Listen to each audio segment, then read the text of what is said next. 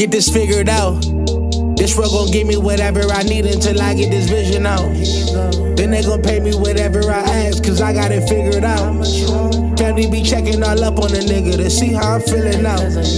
Damn, they love to see a nigga really make a killing now. I put a lock on the game and I hide the code and the keys.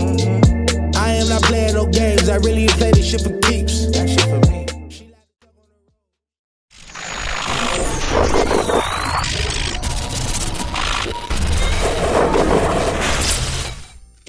MaddenHeadz YouTube. What's going on? It is your boy, Coach DC, coming back at you today with another video. So, y'all know I take to Twitter sometimes. And so, this morning I actually had a decent question in Twitter. Well, whatever. But the question was, how do I keep my guy in a rat catch situation, basically from slowing down and getting caught from behind? And better yet, how do I throw the ball where it doesn't get picked by the underneath guy? So I kind of know what he's talking about. A lot of the underneath stuff, I'm telling y'all, if you like freeforming, that's fine. But that's one of the weaknesses of freeforming, is the fact that it's hard to get the right trajectory on the ball to get it over the underneath defender. So I'm kind of answering the question backwards. So like in a lot of those cases though, like where you're looking at on the screen right there, even though I felt like I threw that behind him in late, I'm placing the stick in the spot that I want to throw before I make the throw. So that means I'm putting the stick in the spot before I start to hit the passing icon for whoever I'm throwing to. And so that's a little bit different from hitting the button and moving the stick at the same time, where it's kind of like you're whipping it out there, or you're just using the stick for leverage on the pass, which you are doing the same thing, but it's just more of a placement thing.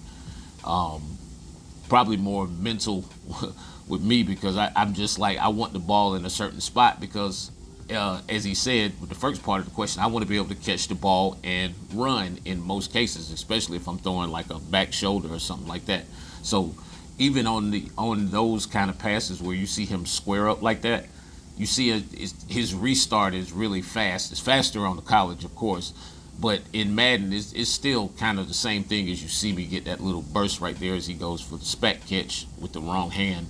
But yeah, and so you still on the game, you still do get the benefit of timing when you go for a rat catch, or an aggressive catch. If you can put yourself in that right spot where your momentum's going the right way and the timing's good, like in that right there. But you see like the little hesitation move, at the top of the route, before the ball arrives, just to give myself to kind of sync the timing between the player and the ball, so that I'm not overrunning it. And then if I overrun it, I'm gonna get some sort of turnaround animation where he probably, gets hit or something of that nature. But that's a perfect example, like right there, just throwing the ball out in front, and you see they just can't recover. If you really put the ball in that right spot. But I use Revamp. But that's the thing about, like I said, when you're using placement and accuracy,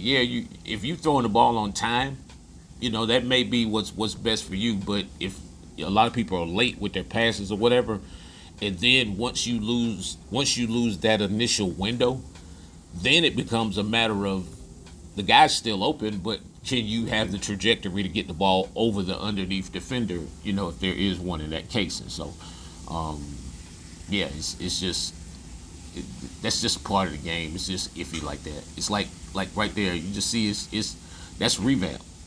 And Revamp just gives you that arc on the ball to where, the ball it's just drop it in a bucket. And it's like, yeah. So the underneath guy, my main focus on that particular play right there was trying to keep my feet in bounds. I wasn't worried about the underneath guy. And so a lot of times in those windows, you have to slow him down. You see like that little moves like that, little mini hezzy right there, just to sync the player to the time that the ball arrives, so that you get the animation, the keep running animation like that, as opposed to that little clunky animation where he slows down and then he has to turn back around and try to speed back up, and all the underneath guys are catching him. So a lot of these times, like in the end zone, you can, any of the catches work, but you have to understand, like with the aggressive catch, if it's a contested catch situation, the aggressive catch, if it's a truly contested catch situation, let me say that, where both guys are even and clicked on, or whatever the case, you probably should go with aggressive, and then just try to steer yourself away from the defender. The secure catch, normally that's a catch I'm going to go for if I already have position, on the guy or whatever. And so, yeah, man, I see you guys y'all going at the building consistent defensive principles virtual, man. I appreciate y'all going at that hard. But yeah, I'm telling you, learn these blitzes, learn that defensive clock in technique. For you guys who have the video, y'all, it was a good page to page and a half, like, breakdown writing wise, of what it is and its uses. So go back and read that page. You know what I'm saying? Make sure that you try to understand all of it between all my jibber jabber. Just try to make sure you can understand as much of it as you can, because that stuff right there is like the hidden part of defense on this game. This is just the stuff y'all know what I'm saying, the stuff you won't hear any place else. You've never heard anybody even talk about stuff like that. And so, it changes games. I'm just here to tell you, defensive clocking technique, it totally has changed the scope of how I even thought about defense, especially on this particular game where the defense isn't that good. There's a prime example right there. Look at the recovery, the natural turn, click on and then go for the swat that becomes a knockout. But yeah, man, all of this material, all this stuff that I'm putting out, I think I'm gonna get into a running video this week.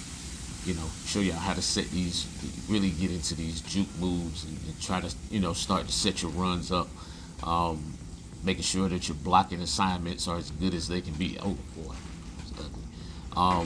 But yeah, man, it's a lot of stuff in this game. It's a lot of tricks to the trade. To me, in my opinion, it just makes the game fun to play, or playable, as they say, from time to time. And it just will keep you interested in the game, because you'll discover so much just through the mechanics, just learning stuff, and it makes you just try stuff. And it's like you'll start to understand that most times when you see a one-on-one down the field, you know what I'm saying, you just have to learn how to take your shot sometimes, and how to make the throw and put the ball in the right spot. Nice reach stack right there.